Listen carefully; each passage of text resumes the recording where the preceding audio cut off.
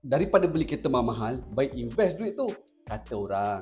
BMW 5 Series harga RM480,000. Lepas 2 tahun, harga tinggal RM220,000 je. Total dah hilang almost 60%. Ada yang cakap better beli rumah. Betul, tak salah. Tapi ramai yang tak ready. Komitmen tinggi. Financing 35 tahun. Kadang-kadang rumah tak semestinya aset. Boleh jadi liability juga. Kalau ada lebihan duit cash, daripada spend duit tu beli kereta mahal, salah satu cara yang kita boleh buat lagi adalah beli saham syarikat perumahan. Contohnya Skyworld Development. Harga saham sekitar 50 sen seunit. Masih lagi dalam kategori affordable untuk pelabur runcit. Yang menariknya sekarang ni, Skyworld tengah bangunkan projek rumah bakat Madani dekat Pulau Pinang menggunakan teknologi PPVC. Rumah yang diorang buat ni pasang macam Lego. Hasilnya kualiti lebih konsisten, defect dapat dikurangkan dan sasaran Q lah SIG minimum 85%. Dan kos untuk maintenance rendah 0.18 sen satu kaki sebulan.